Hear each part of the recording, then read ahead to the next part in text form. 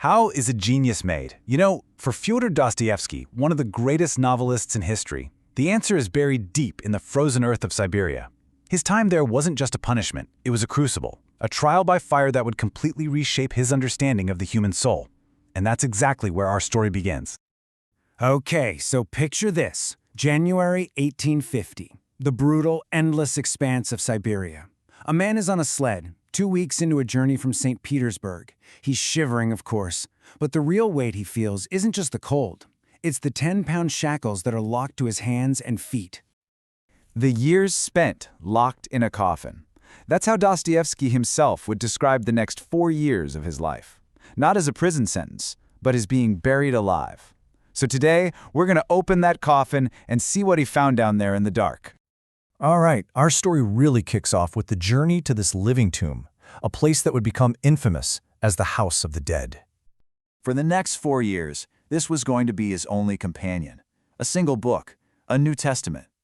It was a gift from the wives of the Decembrist revolutionaries, and they'd cleverly hidden a 10-ruble note inside its pages.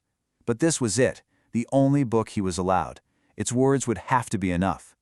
After another 11 days, he finally arrived, Omsk Prison, a forced labor camp on the banks of the Irtysh River in western Siberia. And believe me, this wasn't just a prison, it was an inferno.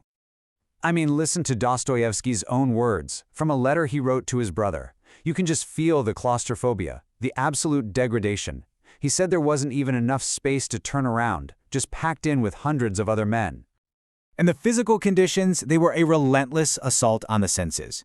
We're talking unbearable heat in summer and then intolerable cold in winter. The floors were caked in an inch of filth, so slippery you could fall at any moment. The place was crawling with fleas, lice, and cockroaches. On top of all that, he was classified as a most dangerous prisoner, and his own body was betraying him with constant epileptic seizures, hemorrhoids, and fevers. And those 10-pound shackles, they were a constant presence. He wore them on his hands and feet without a single break for 4 straight years. He even had to bathe in them. Just imagine that for a second. His description of the prison bathhouse was so unbelievably harrowing that his contemporary, the famous writer Ivan Turgenev, could only describe it one way: truly Dante-esque, like something straight out of Dante's Inferno. This wasn't just suffering, this was a literary vision of hell made real. But the physical torment was really only half the story. The deeper wound, the one that truly changed him, probably came from the men he was locked away with. You have to understand, Dostoevsky was a nobleman. To the other prisoners, who were mostly peasants, murderers, and thieves, he wasn't a fellow convict. No way. He was the enemy. He represented the very class that had oppressed them for centuries. For the first 2 years, they actually took pleasure in watching him suffer. And his initial reaction? Just pure revulsion. He was this sensitive, intellectual guy, suddenly thrown in with hardened criminals who could commit murder without even flinching. He was absolutely horrified by their capacity for violence and what seemed like a total lack of a moral compass. But here, this is where the story completely pivots.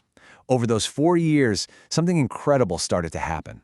That wall of disgust and hostility began to crumble, and his revulsion slowly turned into a profound understanding, a deep, brotherly connection with the common Russian people that would define the rest of his life and all of his work.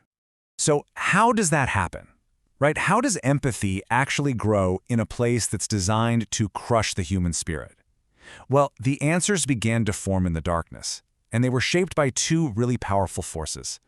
It's a fair question. What could possibly grow in this Siberian coffin?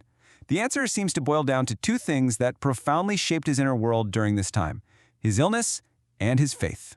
First, there was his epilepsy. The seizures were just debilitating. Afterwards, he said words would literally blacken and move away, and he'd be left confused for days. But here's the crazy paradox. In the few seconds before a seizure, he experienced this ecstatic aura, a moment of what he called unimaginable joy and complete harmony.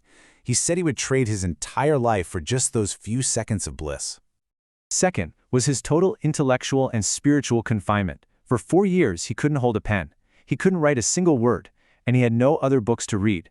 With one very profound exception, his entire universe of thought was reduced to a single text. After 4 years with only the New Testament for company, his faith became this intensely personal and paradoxical thing. He would later write this, and it's just mind-blowing. He said, "If someone proved to me that Christ was outside the truth, I would choose to remain with Christ rather than with the truth." He's basically saying his belief is a choice, a defiant act of will, even if it goes against logic itself. That's the complex faith that was born in the darkness of that prison. And then, on February 14, 1854, his 4-year sentence of hard labor finally ended. The lid of the coffin was lifted. Now, his release wasn't total freedom. He was immediately sent off to begin mandatory military service way out in Semipalatinsk, near the Mongolian border. But for his mind, it was a true rebirth. And what was the very first thing he did? Get this. After 4 years with only the Bible, this man, absolutely starved for ideas, immediately writes to his brother asking for books. And not just any books, the great German philosophers, Kant and Hegel. You can just feel how desperate his mind was to engage with the world again. And of course, he began to write. He channeled all of that suffering into his groundbreaking book, Notes from the House of the Dead. It was a sensation, the first novel ever to expose the realities of the Russian prison system. But it was more than that. It was the seed from which all his future masterpieces would grow.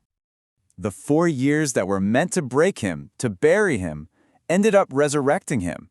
It was in that hell that he saw that even in the most depraved souls, there was a spark of humanity. It's the central question of all his great works, right? Can a murderer like Raskolnikov find redemption? Well, this is where that question was born. Dostoevsky's time in Siberia wasn't just some biographical detail. It was the key that unlocked his genius. And it leaves us with this incredible question. How does a man, utterly broken by suffering, emerge as one of the world's most powerful observers of the human soul? Maybe the answer is that sometimes you have to enter the coffin to truly understand what it means to be alive.